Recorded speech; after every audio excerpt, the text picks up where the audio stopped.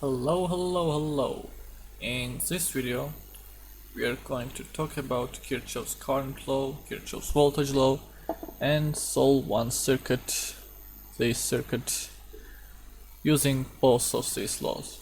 So let's start with current law. And what current law states is that the current entering a node, let this be our node, is equal to zero. Algebraic sum of currents entering a node is equal to zero.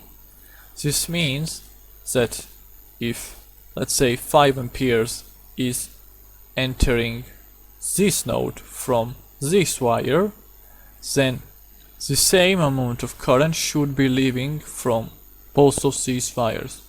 For example, here can be 3 amperes and 2 amperes.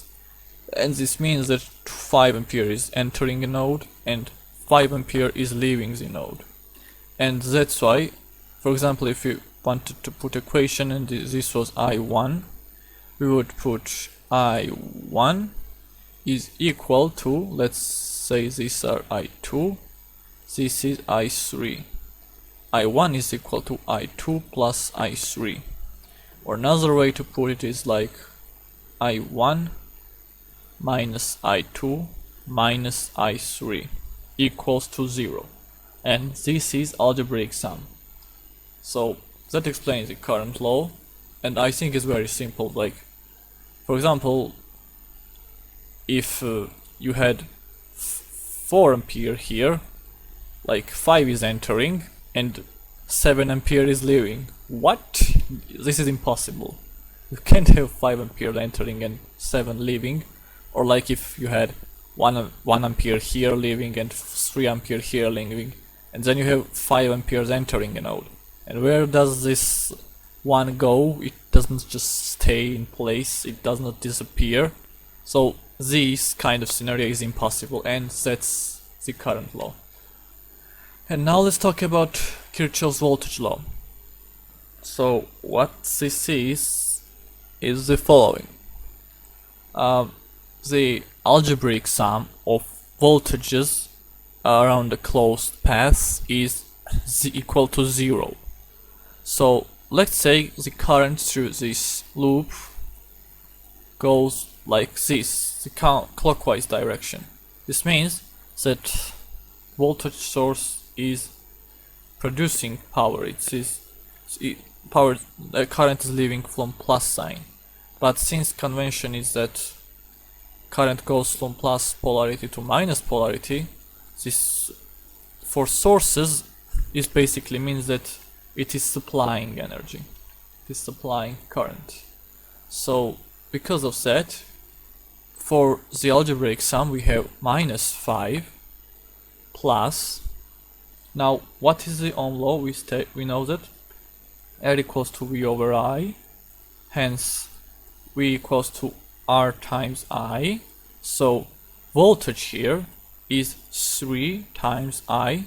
So for algebraic sum of voltages we put 3 times I plus, now this one, 2 times I, and this is equal to 0. Now since we have only one unknown here, we can find the current here, and by figuring current, since we put down this equation, we can find the voltage here and voltage here. So let's do it for current. So we get minus 5 is equal to, if we sum these we'll get 5i, and if we subtract from both sides 5i, let me put everything, so we will have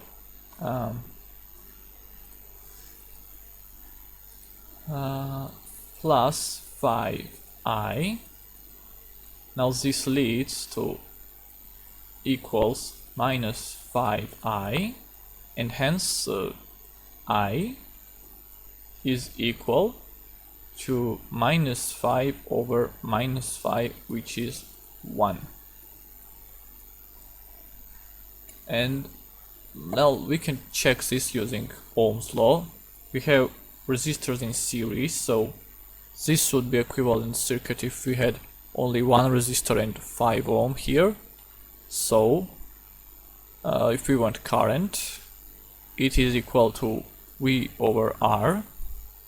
This would be equal to 5 divided by the sum of these resistors, which is 5, and we get the current is equal to 1. So this proves that this is correct, and that's the voltage law. So algebraic sum of voltages across a closed path is equal to 0. Now let's apply this knowledge to solve this circuit here. Okay, so let us find the current here and current here. So first of all, what I want to do is I want to put this in a simpler form, which would be something like this. Instead of 3 resistors in series, this 8 ohm, 8 ohm and 5 ohm, I want to add them up because they are in series, and by adding them and substituting them with just one resistor, nothing changes. And 8 plus 8 is 16, plus 5 is 21, so we can put 21 here, and hence we have simpler circuit. Now let's write down the Kirchoff's current law. So 2 amperes is entering here, and the leaving is, let's this be I1 and let's this be I2. So 2 ampere enters and leaves I1 and I2. So this is our Kirchoff's current law equation, and probably it's simple. Now let's solve this for I1. So I1 is equal to 2 minus I2. So that's all we need from Kirchoff's current law. We put this like this. And next, let's do the Kirchoff's voltage law. And we can do it for here. But no, let's say the current through this loop is going like this.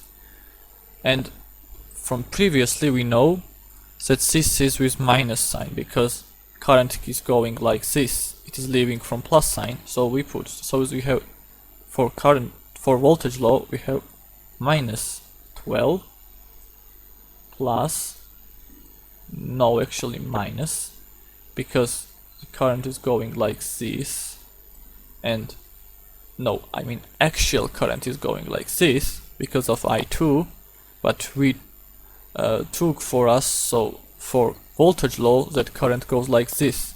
So the sign things are pretty tricky and you might once confuse them, but with practice it comes that you don't mess the signs up. So because we have current going like this, but for voltage law we chose for our loop to be like this, for this voltage we put something like 4I2, and 4I2 comes from Ohm's law, because if this is V1 and we have voltage in resistors, so V1 would equal to I2 times 4, and this is what we put here, but with minus sign because of direction of I2. So that clears why we have this here, and now let's get to here, because loop goes like this. And when doing Kirchoff's voltage law, we only are interested in closed paths, and closed path is this in this case, or this. But we are not doing Kirchoff's voltage law here because we did Kirchoff's current law here, and this is a current source, and we don't know anything about, and we don't know voltage here, so we can't do voltage law here. But by writing down this equation, we'll finally solve for I1 and I2. So let's say we have V2 here, and what is V2? So V2 would be 21I1, because we have I1 going here, so this is I1 that comes here. So V2 is equal to 21 times I1. And now this equals to no, not equals, just plus 21 I1 equals to 0. And we have two equations and two unknowns. Now what we could do is we could just substitute. We have I1, we could write something like this: minus 12 minus 4I2 plus 21 2 minus I2 is equal to 0. So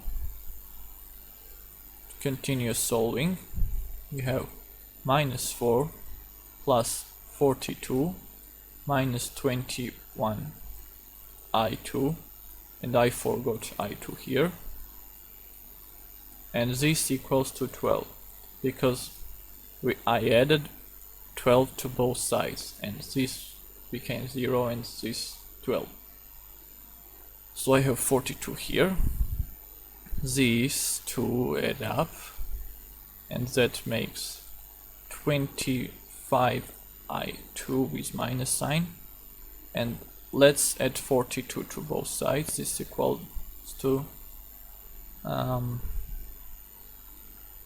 12 plus, no, actually subtraction I meant.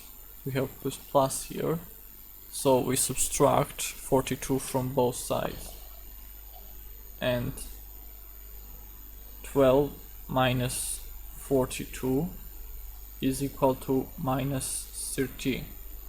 So minus I2 is equal to 30 over 25, which is 6 over 5. So I2 is this, and from here, since we know this equation, we could substitute for I2 now. So let's do that. We have I1 is equal to 2 minus 6 over 5, and this would lead to 2 minus 1.2 equals to 2.8, which is 4 over 5. So using Kirchoff's voltage law and current law, we figured I1, which is equal to 2.8, and I2, which is equal to 1.2 ampere. So now we know this current and this current, so that's pretty much it. With I, we could figure voltage 2 here and voltage 2 here as well. So most of the current in this case is going through here. And that's pretty much it. Thanks for watching.